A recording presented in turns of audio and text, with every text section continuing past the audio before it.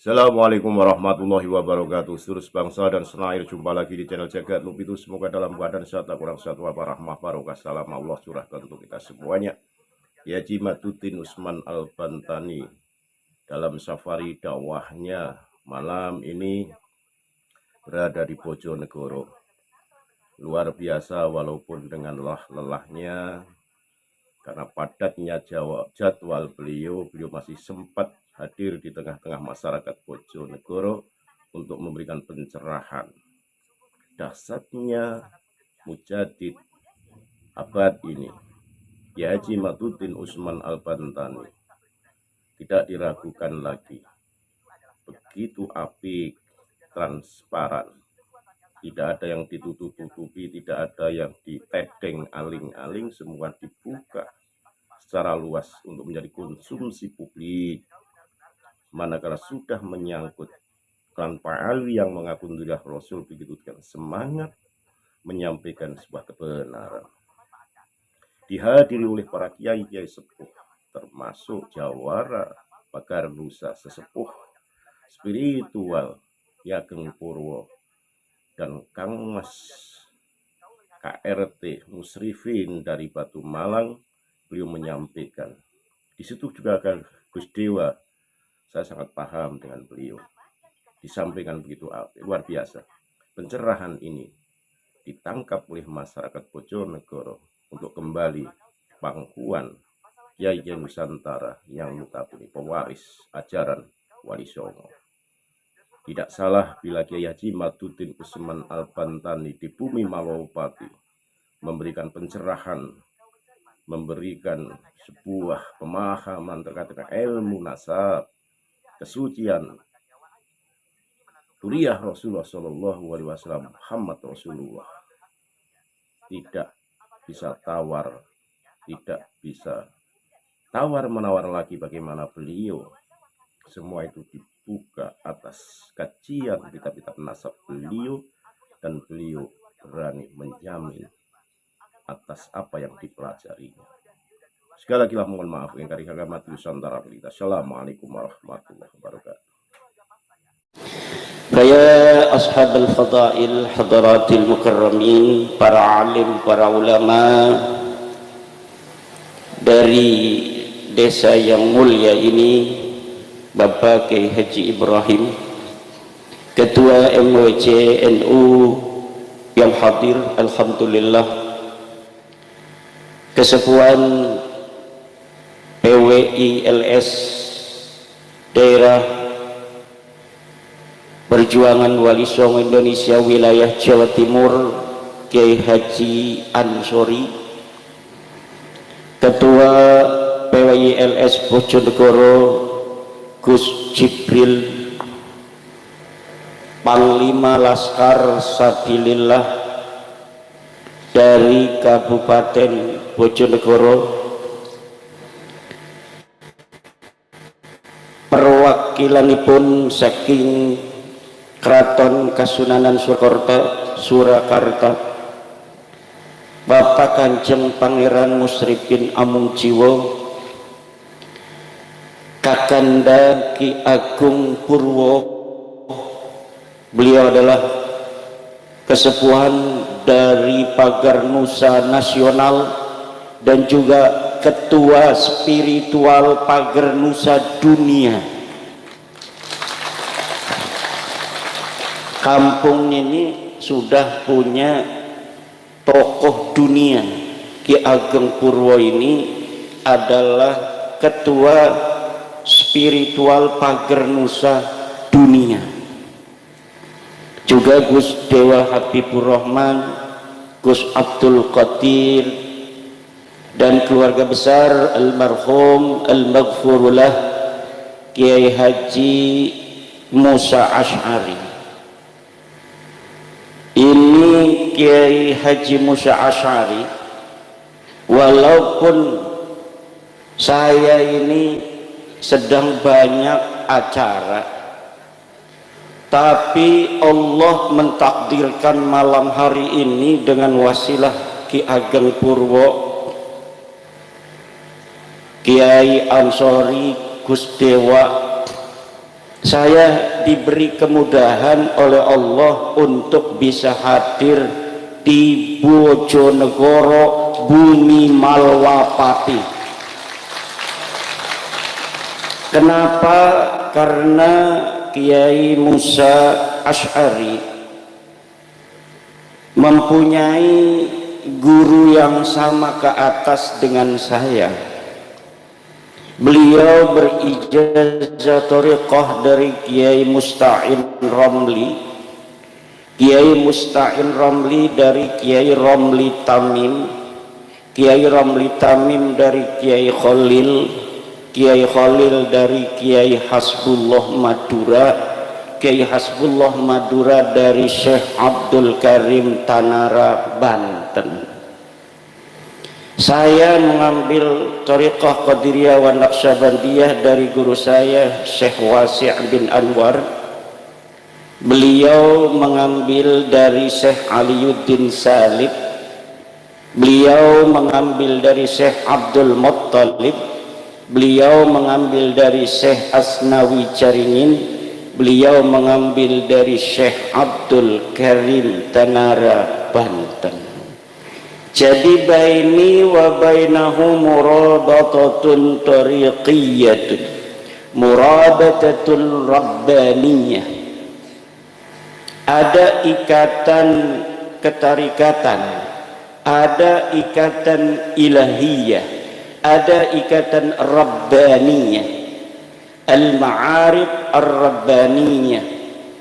Ada ma'rifat rabbani yang diberikan oleh Allah Subhanahu wa ta'ala kepada hambanya yang senang menyebut namanya.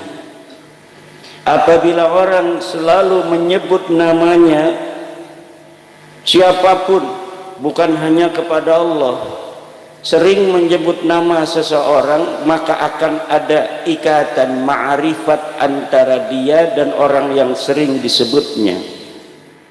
Kalau kita sering menyebut Nabi Muhammad, akan ada ikatan Rabbaniyah, ada ikatan Muhammadiyah dengan Rasulullah Muhammad sallallahu alaihi wasallam. Kalau kita selalu bermarhaba seperti yang diajarkan oleh Wali Songo dari masa lalu, bermarhaba, ini sudah ada marhaba ini di Indonesia sejak ratusan tahun yang silam. Untuk apa? Untuk membina hubungan baik antara roh kita dengan roh baginda Nabi besar Muhammad sallallahu alaihi wasallam.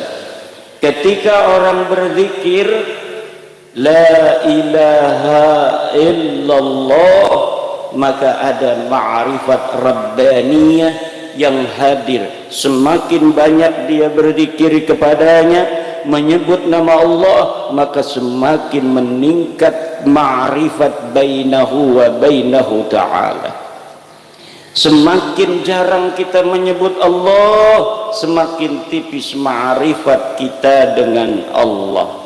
Man huwal arifu billah? Siapa orang yang al-arif billah? Orang yang mengenal Allah adalah orang-orang yang mengerti di waktu ini harus dia berbuat apa yang diridhai oleh Allah Subhanahu wa ta'ala. Kadang kebaikan itu sifatnya tidak mesti selalu harus dilakukan pada setiap waktu. Kebaikan betul, tapi kalau orang yang tidak ma'rifat billah, kadang-kadang kebaikan yang dia berikan, kebaikan yang dia yakini, kemudian menyinggung orang. Misal sedang ada tamu di rumah kita, orangnya jauh, teman kita waktu mondok yang sudah lama kita kenal, kemudian pas kita sedang mau siap-siap mau pergi ke masjid, dia datang, assalamualaikum. Orang yang belum ma'rifat billah, dia hanya mengenal taklif dari Allah, taklif dari Rasul sebagai syariat, maka dia saya mau sholat, silakan tunggu, saya mau sholat di masjid. Itu orang yang belum ma'rifat billah. Kenapa? Karena dia tidak tahu kalau datangnya orang itu karena izin daripada Allah.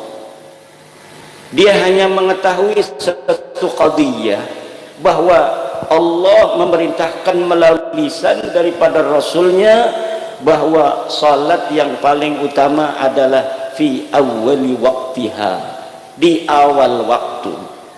Dia tidak tahu kalau istihbab itu bisa yataghayyaru bitaghayyuril waqti wal makan, bisa berubah dengan berubahnya waktu dan tempat. Ketika ada tamu itu, apakah tamu itu datang bukan atas izin Allah? Tamu itu datang atas izinnya Allah.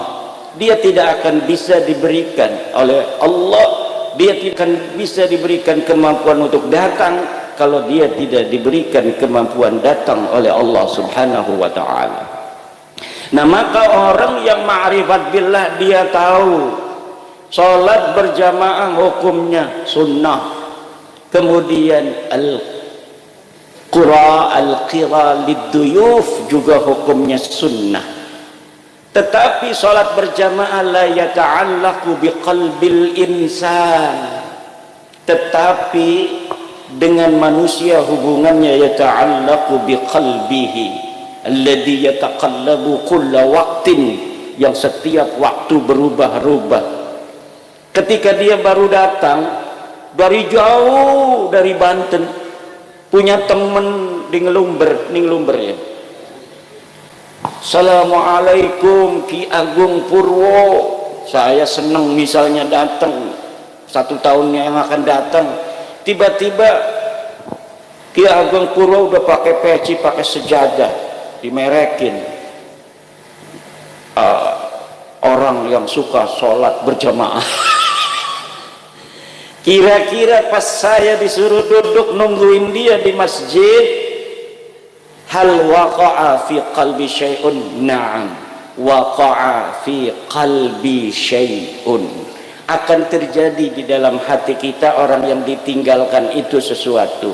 Mentang-mentang mau sholat, mentang-mentang rajin berjamaah, ada tamu dari Banten, bukan dia al-qira lid-duyuf, memberi minum, ngobrolin kapan datangnya, dengan siapa, naik pesawat apa, atau naik sepeda ke sini. Baru setelah itu, setelah kangen daripada tamunya hilang itu, baru dia, ini mau udah sholat belum? Oh belum. Apa mau sholat bareng apa? Makan-makan dulu di sini. Oh saya mau sholat bareng. Nah itu bagus apa tidak? Bagus apa tidak? Itu adalah al-arif billah, orang yang ma'rifat billah. Dia tahu mana yang Allah suka pada saat itu. Kalau ibu lihat, bapak lihat, itu bapak Teddy. Kenal bapak Teddy? Ajudannya bapak presiden. Kenal apa tidak? Ibu-ibu tahu nggak Pak Teddy? Pak Teddy itu kalau Bapak Prabowo mau masuk ke dalam mobil, sebelum diperintah, Pak Teddy itu ma'rifat bi Prabowo. Dia buka pintu mobil Bapak Prabowo. Ketika Pak Prabowo keringatan, Pak Teddy langsung ngambilin tisu. Itu namanya ma'rifat di Bapak Prabowo. Ketika Bapak Prabowo megang-megang rambut, langsung Pak Teddy siapin, sis. Itu namanya ma'rifat di Prabowo. Orang yang ma'rifat billah, dia akan tahu apa yang mesti dia lakukan saat itu di tempat itu untuk menarik kasih sayang dan keridhaan Allah Subhanahu wa ta'ala. Allahumma a'tini ridhaka wa ma'rifataka wa mahabbataka. Allahumma a'tini ridhaka wa mahabbataka wa ma'rifataka. Amin.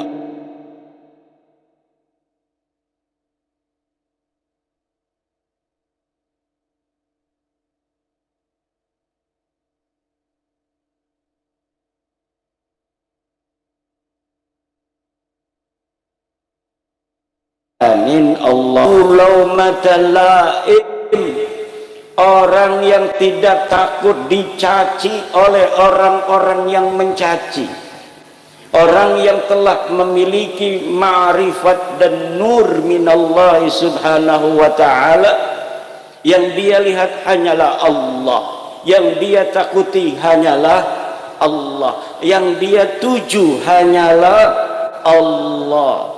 Maka hidup dan mati bagi orang semacam itu sudah tidak ada bedanya lagi.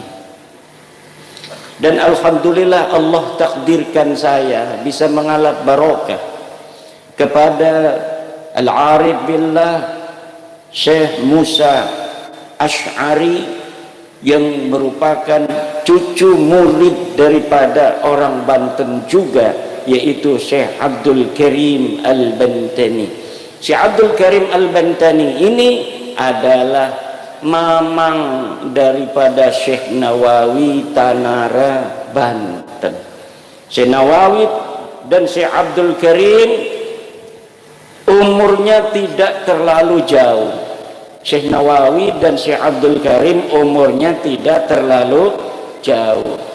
Pada umur 15 tahun Syekh Nawawi Tanara dan Syekh Abdul Karim apakah bareng ataukah tidak, tetapi beliau ada sama-sama di Makkah Al-Mukarramah. Syekh Abdul Karim kiai besar, tapi beliau senangnya berzikir, mendoakan orang lain dan mengasuh thariqah. Syekh Nawawi Tanara senangnya ngajarin santri, senangnya adalah ngarang kitab. Ketika hidupnya itu yang disebut kiai besar itu adalah Syekh Abdul Karim, karena Syekh Abdul Karim murid-muridnya orang-orang tua. Rizkinya juga banyak Syekh Abdul Karim. Kenapa? Karena muridnya tua-tua, kaya-kaya. Syekh Nawawi muridnya santri semua, yang namanya santri. Betul apa tidak? Mau ngarang kitab itu, Syekh Nawawi Tanara itu menjual tanahnya yang ada di Tanara. Setelah dikarang, dicetak itu tidak gratis. Pertama kali harus modal dulu. Syekh Nawawi rela, beliau anak orang kaya di Tanara, sawahnya setiap ngarang kitab dikasih di percetakan harus bayar dulu. Syekh Nawawi ngejual satu sawahnya. Kalau ngarang kitab lagi kemudian mau dicetak, jual sawah lagi di Tanara, kemudian buat nyetak kitab.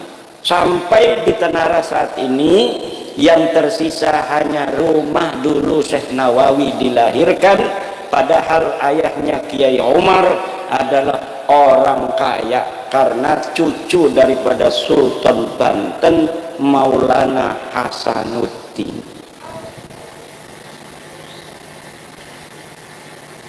Hari ini saya bisa ngalap barokah di saudara daripada Thariqah Qadiriyah Naqsabandiyah saya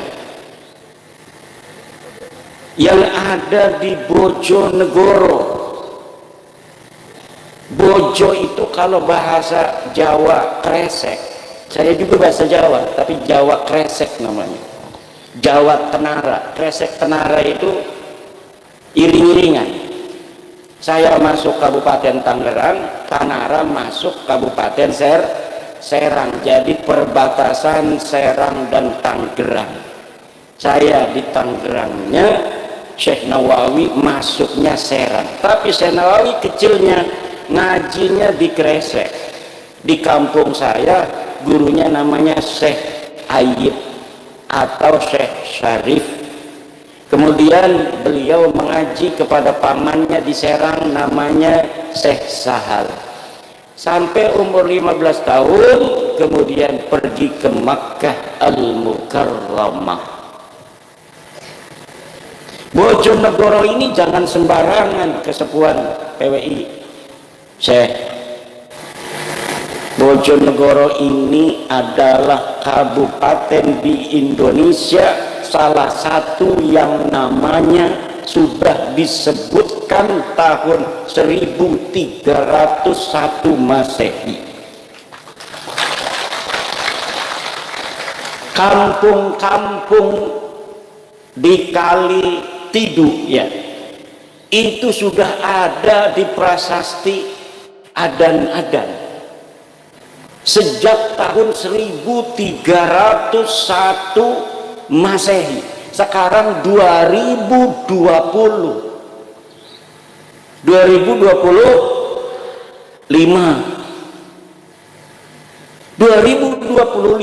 tetapi kampung-kampung di Bojonegoro itu sudah dicatat pada zaman Majapahit tahun 1301.